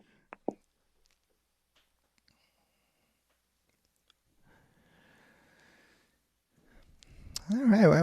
What else we got, Kayla? I think she ended Uh-oh. up I think she left and came back. I'm sorry. No, not you. No, not you. Kayla. Our host, Kayla. Yes. But you're good. You're good. Thank you. So while we're waiting for Kayla, because she can't actually switch you, you sound like you're from the UK. So are you dealing with Sight and Sound? Hello? Yes. Okay. Yes, I am. They will be very happy to help you set up your email. Kayla, you're back. Brilliant. Thank you very much indeed. All Thank right. you. And Kayla's I'll back. be quiet now. Okay. No, you're good. Thanks. You're good. No, yeah, I don't know. My Zoom just all of a sudden disconnected and wouldn't reconnect. Okay, Randy was just about to get a call from me in panic. Okay, all right, so back to where we were. Kevin, it's your turn. Go for it. Hello. Hi, Kevin. So when you were doing the gestures, is that on the Braille display itself? Like you're tapping on the Braille cells, or is there like yes, absolutely. You're using the Braille display itself for the gestures. There's no touch strip above it or below it. It's actually just right on the Braille cells. Okay. And really quick, are you guys still gonna be including the Sense Bible app? Yes, it'll be available for the 7 for installation as it is for the 6. Sweet. Same way. Absolutely. All right. Cool. Thanks, guys. Yeah. Okay, Mary Carla, go on ahead. Hear me? Yep. Great demo. And somebody had answered my question about the Bible, but will the Sense Dictionary still be there? And also on your web TV, that was fascinating. Can one call up their local channels, or do you have to be connected to cable to do that?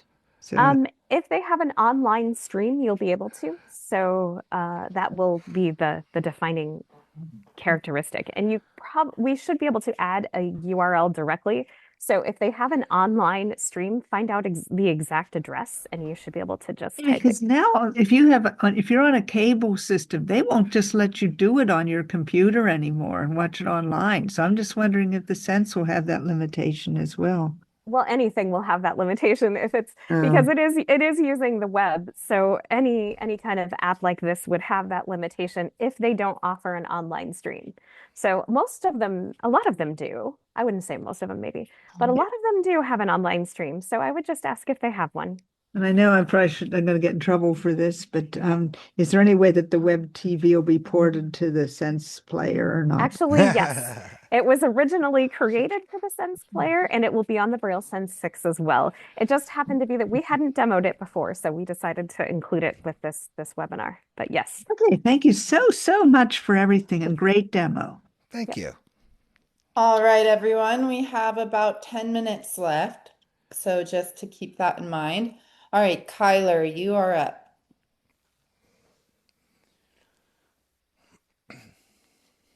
Hi, can you hear me? Yes. Yep.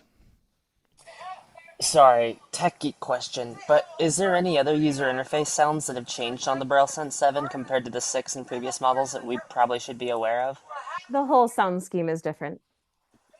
Ah, okay. Sorry, again, I've been waiting to get my hands on this ever since I heard about it, so yeah, I've been a BrailleSense user since about 3rd grade, so. Wow. Incredible. All right, thank you, Kyler. Now we have Charlene. Audio complete. Hello, guys. I'm really looking forward to it. The BS7. Oh, hey, Charlene, how you doing? Good.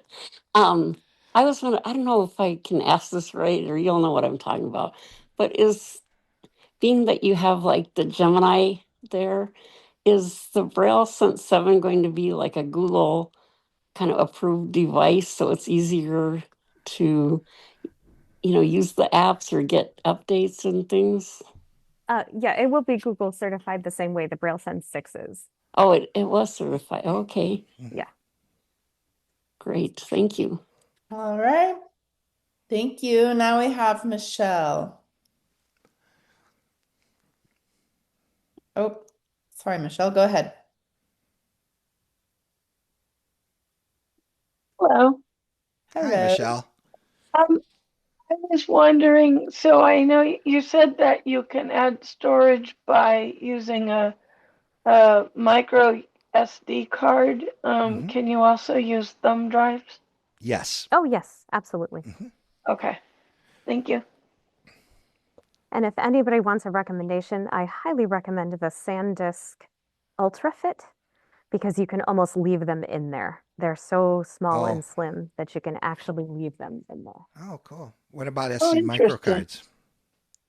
Do you have a Micro SD. recommendation for a micro SD? Any brand will work. Okay. I'm sure there are other Ultra drives too that do work, but I like the UltraFit. Cool. UltraFit.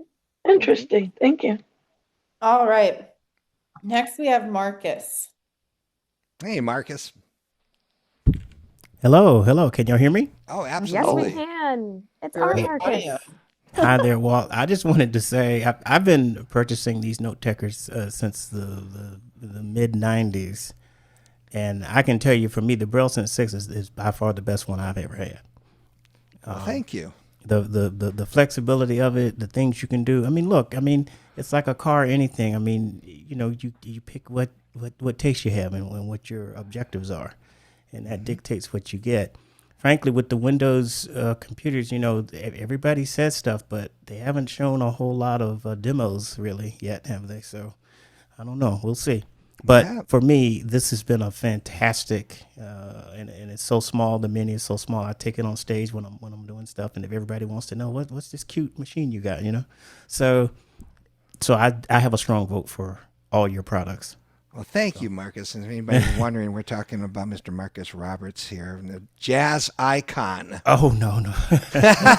Well, He thank you actually so kind much. of is. Our BrailleSense 6 Mini has modest. appeared at Carnegie Hall. That's because right. of him. It has. Yeah, I snuck it under the piano. But I did have one quick question about the 7 for those of at the point where obviously we all move into it. Is there any chance, like you did with the web TV thing, would the Excel thing be possible to be migrated to the 6, or is that a little too complex? They're currently saying that it's going to be exclusive to the 7. It may be open for negotiation, but currently it is going to be exclusive to the 7. I got you. Okay. Just wondered about that. All right. Thank you. Now we have Jeanette.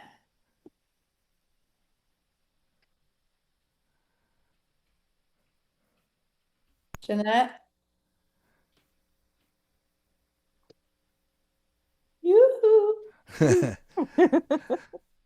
Katash? Muting and it's not. There we go. There you are. Oh, and she's Well, gone. you were for a second. If you hold down your space bar while you're talking, you could. All right. Can you hear me now? Yes. Yes. Okay. So, am I correct that all 3 models will come with the keyboard? And is there any value in keeping a BS6 and upgrading just one if you have 2 of them? Oh, you have That's 2 an interesting BrailleSense 6? Yeah, I have a mini and I have a 32, and I use them both exclusively. My 32 is actually on the way in for repair. Well, I think the So 30. that was going to be my question to you. The Mini, if you're into the form factor, you might choose to hold on to that because the 7 actually does not sorry, hold on, my phone was yakking at me. The 7 is not going to come in a mini model, so the 20 cell will be actually the same form factor as the 6. So you might choose to keep the mini model just because that will always continue to be a small form factor that you won't be able to get in the 7. Do you want a third drink? Yes, please. But does it, would it still have all the, I mean, would I be able to upgrade to all the apps that you get on the 32 and on the 40? Upgrade all the apps. How do you mean? So then if there's a BS7 20, what is, it's going to be no different except that it will have iOS 15? Android 15, yes. It will be the same as the 32 cell as far as how large it is and all the ports and everything else. But as far as what Earl showed you, it'll have the touch cells and all of the things that he newly showed you today. But as far as the BrailleSense 6, we will continue to update that for a little while. We're adding things like .pad support, and the web TV will come to that and some other things. So it's not dying, at least not yet. No. Thank you. All You're right. welcome. And our very last question for today is Diane. My question's real easy. Oh, is that Diane Harms? Oh, Diane, I think I accidentally just muted you. Okay. Oh. Okay. Now, my apologies. I'm like, just kidding. yeah, right. She doesn't want me. Oh. Anyway, my question is, so when you were operating your computer with the BrailleSense, you obviously have a way to turn your computer on with that, right? No, my computer was just on all the time. It's got to be on, and it's got to be running NVDA. So this is a good argument for turning off automatic updates. So you actually have to start an NVDA remote session. So there is a little bit of work that you have to do on your computer side. You have to enable an NVDA remote support, and then you have to open a remote session. And once you've done that, you can go in and out of that session on the BrailleSense at any time. And like you said, as long as an update doesn't reboot the PC. Yep. But you can turn that off too. You can turn off automatic updates so that doesn't happen. Okay, so then your computer, like you say, does have to be on all the time. So if you want to use it, yeah. Yeah. Okay. Okay. Thank you. You're welcome. Okay, that concludes this. Earl, do you have and Jenny, any last statements? Boy, that sounds ominous. Last statement. Do you have anything else you'd like to say? Thank you. Now or forever, hold their peace. No, I think that thank you everybody for joining us today. We do welcome any questions beyond this at our on our website. You can, most of you probably have already signed up for our announcements list, but you can also send email to us at sales@selvisblv.com. That's sales@selvasblv.com. And support questions can go to support@selvisblv.com. But always, as a reminder, that does apply to North American customers only. If you have questions and you are from other nations, your first contact point really should be your local distributor, but you can also write to us at HIMS, H-I-M-S, @selvishc.com. So it's Selvis Healthcare. So if you write to HIMS@selvishc.com, we will be able to answer your questions from the international office. Yes. Perfect. Cool. Well, thanks, everybody. Thank you all so much for being here. Everyone, have a wonderful rest of your day or night, depending where you are. All right, cool. Thanks. Bye. Bye.